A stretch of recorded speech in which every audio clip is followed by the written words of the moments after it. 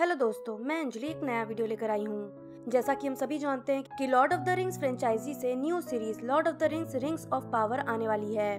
तो क्या आपको लॉर्ड ऑफ द रिंग्स की कहानी पता है? अगर नहीं पता और सारी मूवीज देखने का टाइम नहीं, तो आप Lord of the rings movies की शॉर्ट एक्सप्लेनेशन नीचे डिस्क्रिप्शन में दिए लिंक पर जाकर देख सकते हैं। पर अगर आप वो भी नहीं देखना चाहते और आप रिंग्स ऑफ पावर देखना चाहते हैं, तो ये वीडियो आपके बहुत काम आने वाला है, जिसमें मैं आपको वो सारी बेसिक बातें और स्टोरी लाइन बताऊंगी जिससे आपको ये सीरीज देखने में बिल्कुल भी प्रॉब्लम ना आए।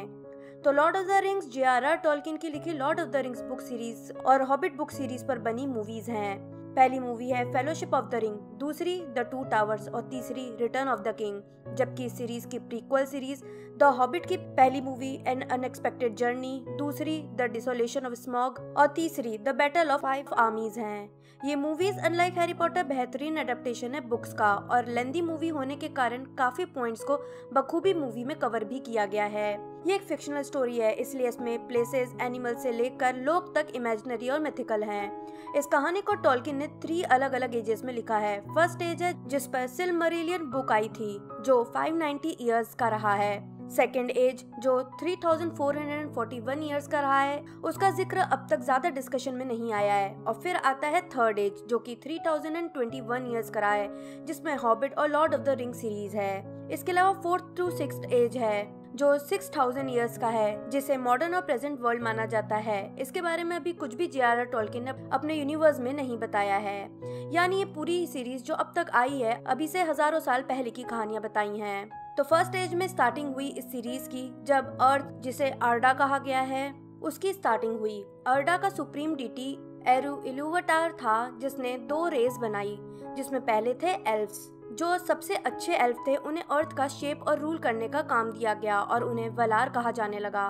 वलार पहले अल मरेन में रहते थे। वो अर्थ बनने के बाद मिडिल अर्थ में रिलोकेट हो गए और यहाँ रहने वाले पहले लोग बने। लोग बोला जाए या गॉड बोला जाए, एक ही बात है, क्योंकि ये ही अर्डा को शेप करने और रूल करने का काम करते थे। इस रेल्म को उन्होंने वैलिनोर का नाम दिया था और गोल्डन सिटी बनाई, जिसे वैलीमर का नाम दिया गया, जहाँ वो सभी मेंशंस में रहने लगे। इसके बाद उन्होंने लेसर हेवनली बीइंग्स क्रिएट किए, जिन्हें मायार कहा जाने लगा, जो बेसिकली इन वेलार के सर्वेंट्स थे। साधारण भाषा में मायार्स स्पिरिट विजर्ड्स थे और इमॉर्टल थे। अर्डा यानी अर्थ के नॉर्दर्न एंड में स्काई ब्लू, जिसे इल्यूइन, और साउदर्न एंड में हाई गोल्डन, जिसे ओरमल कहा गया है, नाम के 2 लैम्प्स थे, जिन्हें 2 लैम्प्स कहा जाता है। इसके अलावा 2 ट्रीज भी थे, सिल्वर और गोल्डन ट्री, जिससे वैलिनोर में रोशनी आती थी उस एंशिएंट टाइम में। पर ये दोनों ट्रीज और लैम्प्स को मेलकॉर ने डिस्ट्रॉय कर दिया था, जिसके बारे में हम अभी बाद में बात करेंगे। इलुवटार ने ही फिर मैनकाइंड को भी क्रिएट किया, जैसे उसने एल्व्स को क्रिएट किया था। इसलिए एल्व्स और ह्यूमन को फर्स्ट और सेकंड चिल्ड्रन ऑफ इलुवटार भी कहा जाता है। पर अर्डा पर हाफ ह्यूमन और हाफ एल्फ भी शेप्ड हो चुके थे, जो इमॉर्टल भी थे और उनमें एल्फ की मैजिकल पावर भी थी, पर वो दिखने में बिल्कुल ह्यूमन जैसे थे। ये सारी बातें हुई फर्स्ट एज की, जो सिलमरिलियन बुक में बताया गया है। अब बात करें थर्ड एज की, जिस पर अब तक हॉबिट और Lord of the Ring series आई है। तो इसकी शुरुआत हुई थी सेकंड एज के खत्म होने से, जब मिडिल अर्थ में सौरन नाम का डार्क लॉर्ड मारा गया था। सौरन भी दरअसल एक मायार था, जो मॉर्गथ नाम के डार्क लॉर्ड का सर्वेंट था। ये मॉर्गथ वही मेलकॉर था, जिसने बाद में अपना नाम मॉर्गोथ रख लिया था। तो मेलकॉर ने, जिसे मॉर्गथ नाम से भी जाना जाता था, अपने ही क्रिएटर्स के खिलाफ जाकर अर्डा को करप्ट करने का डिसाइड किया और फर्स्ट एज से ही उसने बुराई फैलाना शुरू कर दी और डार्क लॉर्ड बन गया था। और सेकेंड एज में भी वो आतंक फैला रहा था। पर 2 लैम्प्स और 2 ट्रीज ऑफ वैलिनोर को डिस्ट्रॉय करने के कारण एल्व्स और मॉर्गोथ के बीच जंग छिड़ गई और कई टाइम तक चले इस जंग का लास्ट जो वॉर था, वो था वॉर ऑफ रेथ, जिसमें एल्व्स जीत गए और मॉर्गोथ को अर्डा के वॉइड में भेज दिया गया। पर प्रोफेसी की गई कि वो एक दिन जरूर वापस आएगा। पर उसके जाने के पहले ही सौरन मॉर्गोथ का सर्वेंट था और फिर लेफ्टिनेंट बन गया था। पर मॉर्गोथ के डाउनफॉल के बाद सौरन करप्ट होता गया और नया डार्क लॉर्ड बनकर सामने आया। सौरन ने 19 रिंग्स बनवाए थे, जिसमें बहुत ताकत थी, जिसमें से उसने 9 रिंग्स इंसानों, 3 एल्व्स को और 7 रिंग्स डॉर्स को दी, ताकि वो रिंग जिनके पास भी हो, उन्हें वो अपना सेवक बनाकर रख सके। जिन इंसानों को ये रिंग दिए गए, उन्हें इमॉर्टल लाइफ मिली और वो नाजगल या रिंग रैत कहलाने लगे। जो 7 रिंग ड्वार्फ्स को मिली उसका असर ड्वार्फ्स पर ज्यादा नहीं हुआ, क्योंकि ड्वार्फ्स डार्क मैजिक से प्रोटेक्टेड थे। हालांकि उनमें ग्रीड बढ़ गई थी, पर वो इतने करप्ट नहीं हुए कि वो सौरॉन से जा मिले। उन्होंने उन रिंग्स का इस्तेमाल वेल्थ, नेचुरल स्किल्स और रिच होने के लिए लगा दिया। सौरॉन को समझ में आ गया कि काम नहीं बन रहा, इसलिए उसने इन 7 रिंग्स को वापस लेने का डिसाइड किया। उसे 2 रिंग्स मिल गई, पर 4 रिंग ड्रैगन ने निगल लिए थे और बाद में उसे एक और रिंग मिल गई। 3 रिंग जो एल्फ को दी गई थी उसमें से एक गिल गैलेट के पास रही, जो लास्ट में गैंडल्फ के पास पहुंच गई थी, दूसरी एल्रॉन के पास और तीसरी गैलेट्रियल के पास। पर एल्व्स ने इन रिंग की शक्तियों को समझते हुए इसे छिपा कर रख दिया था और 3rd एज आने तक बाहर नहीं निकाला, इसलिए वो करप्ट होने से बच गए। बिना रिंग के ही उनमें काफी शक्तियां थी और वो इमॉर्टल भी थे, साथ ही उनके पास मैजिकल पावर्स भी थी। पर सौरन यहाँ ही नहीं रुका, उसने एक और रिंग बनाई जिसे द रिंग या 1 रिंग या प्रेशियस रिंग का नाम दिया गया, जिसमें बाकी की सभी रिंग की पावर थी। वो रिंग जो बाकी के रिंग्स पर हुकूमत कर सकती थी, इसे पहनने वाले को सबसे ताकतवर इंसान बना देती और वो इंसान लॉर्ड ऑफ द रिंग्स कहलाता। सौरॉन अब वो रिंग पहनकर तबाही मचाता रहा, जिस कारण इंसानों और एल्फ्स ने साझा करके उसके खिलाफ लड़ाई छेड़ी, जहां सौरॉन ऑर्क्स की सेना तैयार करके लाया।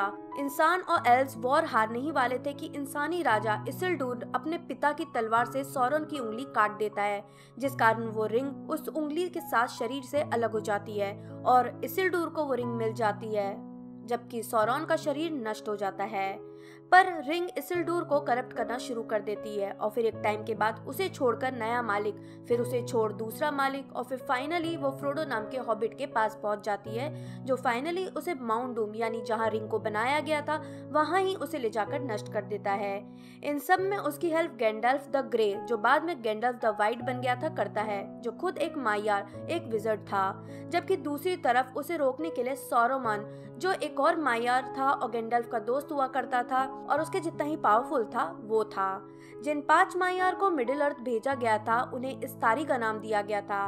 तो कभी अगर इस्तारी वर्ड आए तो कंफ्यूज नहीं होना है, मायार, इस्तारी या विजर्ड सब मायार ही हैं। ये सारी कहानी हुई 3rd एज की। अब 2nd एज की बात करें तो ये 3441 ईयर्स का था और ये नई सीरीज जो रिंग ऑफ पावर आने वाली है इसी एज की होने वाली है। इस एज में जो मेजर इवेंट्स हुए थे जिसके बारे में अब तक थोड़ा कुछ बताया गया है, वो है सौरॉन की पावर बढ़ना, उसने कैसे उन 19 रिंग्स को बनाया, मॉर्गोथ कैसा था और उसे कैसे हराया गया, दूसरे मायार इस्तारी बनके कैसे मिडिल अर्थ आए, और ऐसी ही कई बातें हमें सीरीज में देखने को मिल सकती है।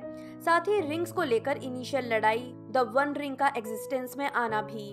अगर एल्व्स की बात करें तो एलरॉन, जो 2nd एज के एंड की लड़ाई और 3rd एज में भी था, उसी का भाई एलरॉस हमें यहाँ पे देखने को मिलेगा, जो बेसिकली न्यूमेनोर का पहला राजा था और उसी के डिसेंडेंट दरअसल इसिल्डूर और दूसरे किंग्स थे। पर एलरॉस और एलरॉन फुल एल्व्स नहीं थे, वो दोनों ही हाफ एल्व्स थे।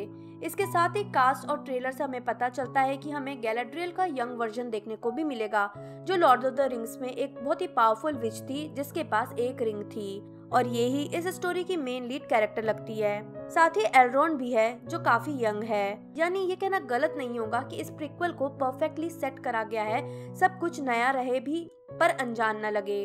इसमें आपको बहुत से डिफरेंट रेसेस भी देखने को मिलते हैं, जिसमें मेजरली 3 डिफरेंट रेस देखने को मिलते हैं। ह्यूमन जो नॉर्मल इंसान है हमारी तरह, ड्वार्फ्स जो माउंटेन में रहते हैं और माइनर्स एंड क्राफ्ट्समैन होते हैं, एल्व्स जो इमॉर्टल होते हैं और सब में सबसे काइंड, लॉयल और फेयर होते हैं। इसके अलावा मायार, हॉबिट जिन्हें हाफ मैन कहा जाता है, उनके डिस्टेंट रिलेटिव हार्फुट्स भी हैं। बेसिकली इंसानों से ये आधे साइज के होते हैं और इनके बड़े बालों वाले पैर होते हैं और ये नंगे पैर सफर करते हैं। हॉबिट एक जगह रहकर आराम की जिंदगी जीना पसंद करते हैं और वैसे ही हार्फुट्स होते हैं, पर वो एक जगह नहीं बल्कि दूर ट्रैवल करते रहते हैं। इसमें हॉबिट तो शायद नहीं होंगे, पर human, elves, dwarfs, orcs, trolls और कुछ और अमेजिंग क्रिएचर्स तो जरूर देखने को मिलेंगे।